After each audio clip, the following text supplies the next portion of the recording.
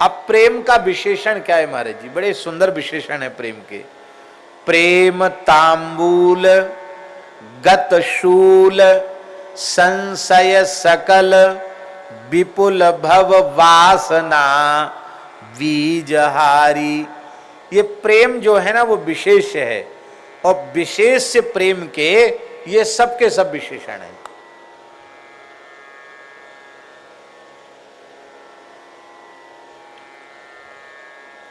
प्रेम तत्व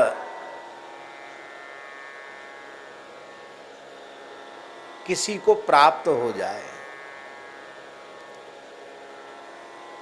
दिव्य अपूर्व भगवत प्रेम की प्राप्ति किसी को हो जाए, तो प्रेम की प्राप्ति होते ही इतने चीजें अपने आप जीवन में हो जाएंगी।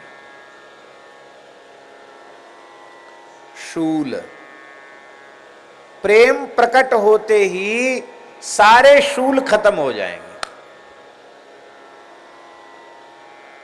शूल शब्द का अर्थ होता है दुख, दैहिक दैविक भौतिक आदि त्रिविध ताप भी शूल ही है। त्रिविध तापों का उन्मूलन हो जाएगा। आप लोग कहेंगे कैसे?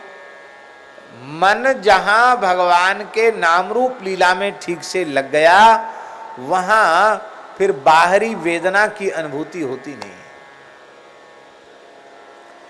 शरीर भाव में जब आएगा तब किंचित अनुभूति होगी, शरीर भाव से अलग हुआ तो उसमें अनुभूति नहीं होती।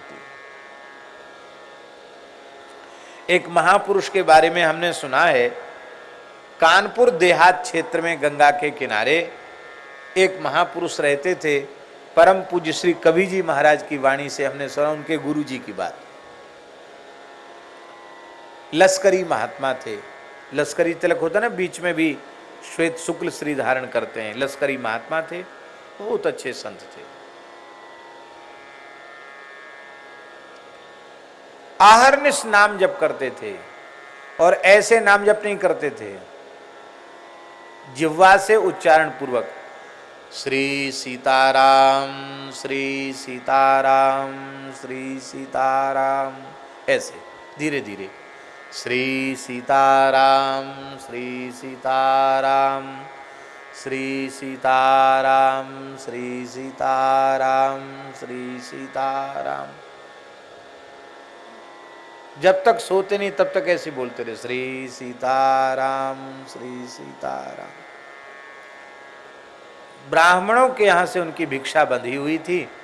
एक बार 24 घंटे में अलग अलग ब्राह्मण के यहाँ से रोटी आ गई, और वही गंगा किनारे रहते थे। प्रेम से पाया, ठाकुर जी को भोग लगाया, पाया।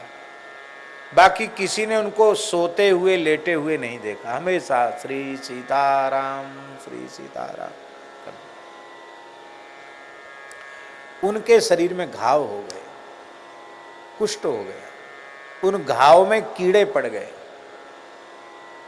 आप विचार कर सकते कितनी वेदना होगी।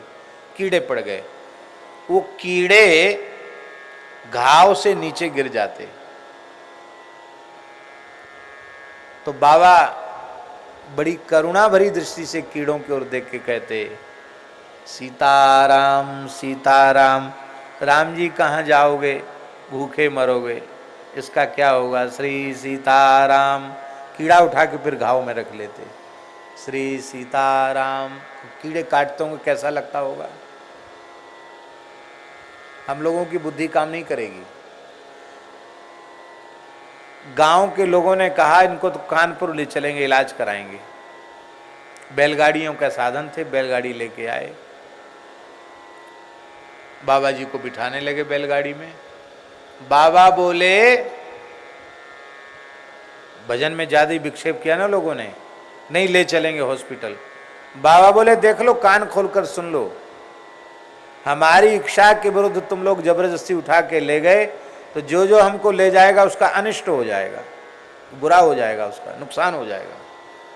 अब गृहस्थियों की विचारों की श्रद्धा तो होती है, पर वो तो इसीलिए सेवा करते कि हमारा सब बढ़िया भला रहे, अच्छा रहे। इसलिए बाबा जी की सेवा कौन करेगा कि हम तो सेवा करें, हमारा बुरा हो जाए। सो ये सब बोले, बाबा जी फिर काहे को हम आपके पीछे पड़े, जैसी आपकी इच्छा। चले गए सब निराश होकर, बैलगाड़ी वापस चली गई, और बाबा गंगा जी में चले गए। खिसक के गंगा जी में चले गए। गंगा जी में बैठ गए, इतने जल में बैठ गए। श्री सीताराम श्री सीताराम श्री सीताराम। 7 दिन तक गंगा जी में ही बैठे रह गए, बाहर निकले ही नहीं।